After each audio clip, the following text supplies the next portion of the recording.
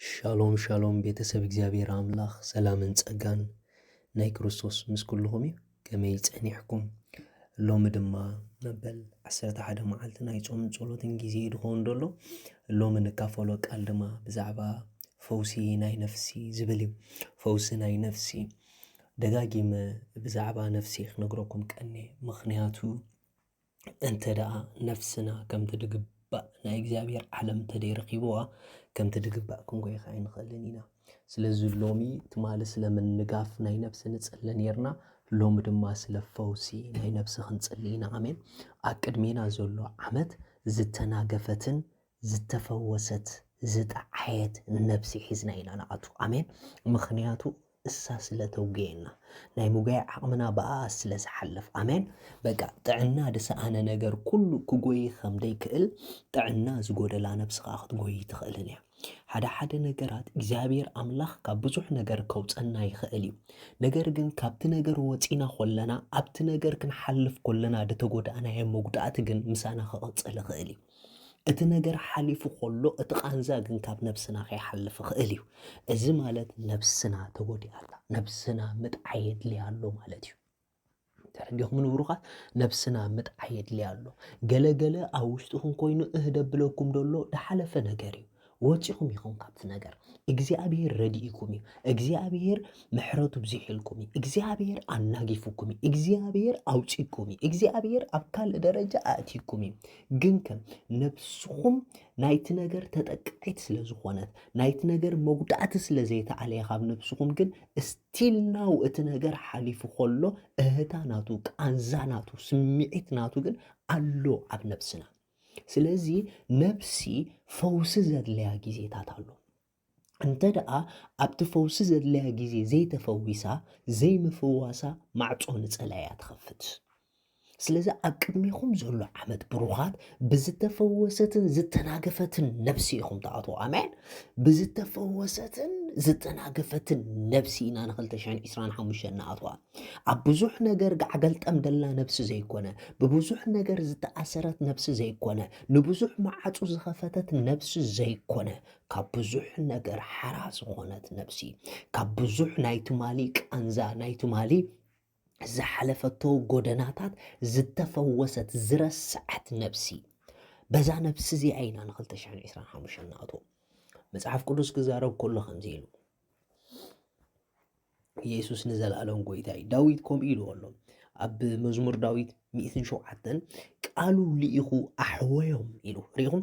ቃሉ ልኢኹ ኣሕወዮም ካብ ጎዳጉዶም ከዓ ኣናገፎም። ቃሉ ልኢኹ ሲ ኣሕወዮም ኢሉ ነፍሲ እንኮ ከሕውያ ዝኽእል እንኮ እትፍወሰሉ ሓንቲ መገዲ ብቓል እዩ። ሪኢኹም ሬማ ክመጽእ ከሎ ድምፂ ኣምላኽ ክመጽእ ከሎ ነፍስና ሽዑያ ትጥየ፣ ነፍስና ሽዑያ ትፍወስ። ስለዚ ናይ እግዚኣብሔር ዝመጽእ ድምፂ ካብ መንፈሱ ዝወፅእ ድምፂ ካብ ውሽጢ ዝወፅእ ድምፂ ሬማ ዝኾነ ድምፂ ንፈውሲ ነፍስና ብጣዕሚ ኣገዳሲ እዩ። ሎማ ሓደ ነገር ክትጻባበዩ ይደልየኩም ብሩኻት ንነፍስኹም ዝፍውስ ድምፂ ክትቅበሉ ምዃንኩም ርግፀኛ ክትኮኑ ደልየኩም። በቃ ኣሜን። ካብቲ ንነዊሕ ጊዜ ድተቐንዘወቶ ቃንዛ ፈጺሙ ሙሉእ ፈውሲ ዝባ ድምፂ ኣምላኽ ከም ዝረኽበኩም ርግፀኛታት ኮንኩም ሎሚ ነቲ ፈዋሲ ድምፂ ክትጻባበይዎ ነቲ ፈዋሲ ድምፂ ክትቀባበልዎ። ሃሌሉያ። ንጎይታ በቃ በልዎ። ድምፅኻ ፈውሲ ነፍሰይ በልዎ። ሃሌሉያ። ድምፅኻ ፈውሲ ነፍሰይ ጎይታይ ተዛረብ ኣነኻ ክሰምዐካ በሎ። ኣሜን።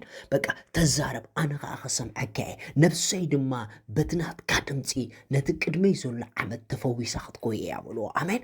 ስለዚ ሎሚ ናይ እግዚኣብሔር ድምፂ ንማንም ዓይነት ኣብ ነፍስና ዘሎ ቃንዛ ክፍውሰልናዮ። ኣሜን። በቃ ከምኡ እንዳበልኩም ግን ክትእውጅ ደልየኩም ሎ መዓልቲ በቃ እግዚኣብሔር ኣምላኸይ ነፍሰይ ብድምፅኻ ትፍወስ እንዳበልኩም። ኣሜን። በቃ ድምፅኻ ይመጽእ ንነፍሰይ ይፍውሳ፣ ድምፅኻ ይመጽእ ንነፍሰይ የናግፋ፣ ድምፅኻ ይመጽእ ንነፍሰይ የጥዕያዎ ኣምላኸይ እንዳበልኩም በቃ ኣብ ቅድመይ ዘሎ ዓመት ብዘይተፈወሰት ነፍሲ ኣይኣቱን እየ። ዝተጎደአቶ ነገር ነፍሰይ እንተዳ ኣለዋ ድምፅኻ ለኣኽ ጎይታ እኒኹ ድማ ውሉድካ እሰምዐካ በልዎ። እግዚአብሔር አምላክ ስሙ ይባረክ። እግዚአብሔር ኣምላኽ ስሙ ይባረኽ። መጽሓፍ ቅዱስ ከምኡ እዩ ዝብል ሳልሳይ መልእኽቲ ዮሃንስ ምዕራፍ 1 ጥቕሲ 2 ኣታ ፍቑር ከምቲ ነብስኻ ዝጠዓየት ብኩሉ ዳሓን ክትህሉን ክትጥዕን እምኔልካ ኣለኹ ኢልዎ። ከምቲ ነብስኻ ዝጠዓየት ብኩሉ ዳሓን ክትህሉን ክትጥዕን እምኔልካ ኣለኹ ኢልዎ። ኢየሱስ ንዘለኣለም ጎይታ እዩ። ኢየሱስ ንዘለኣለም ጎይታ እዩ። ስለዚ በቃ ኣብ መዝሙር ዳዊት ደጋጊሙ ስለ ነብሱ ዝዛረብ ዝነበረ ብገለ በደላት ክሓልፍ ከሎ ብገለ ንእግዚአብሔር ክግህ ከሎ ኣምላኸይ ነብሰ ይፈውሳ ይድብል ነይሩ።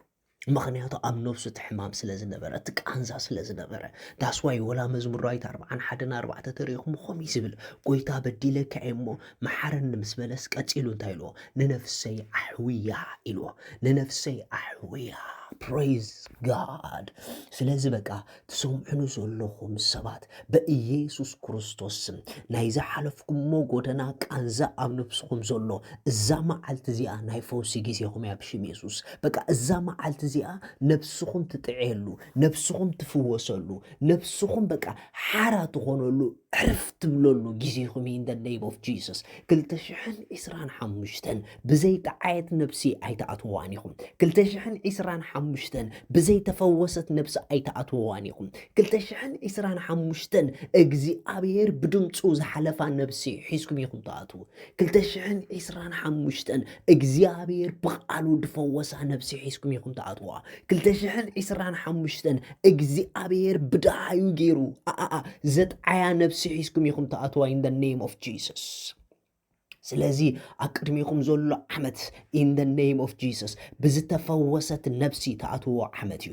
ብዝጠዓየት ነብሲ ተኣትዎ ዓመት እዩ ኢን ደ ኔም ኦፍ ጂሰስ። ኣነ ሎመዓንቲ ጸለኹ ኩልኹም ትሰምዑኒ ዘለኹም ኣብ ቅድሚኹም ዘሎ ዓመት ብዝተፈወሰት ነብሲ ክትበሩ ክትጎዩ ሓይልኹም ከም ንስር ክሕደስ እዩ ኢን ጂሰስ ማይቲ ኔም ኣሜን። ተባረኹ።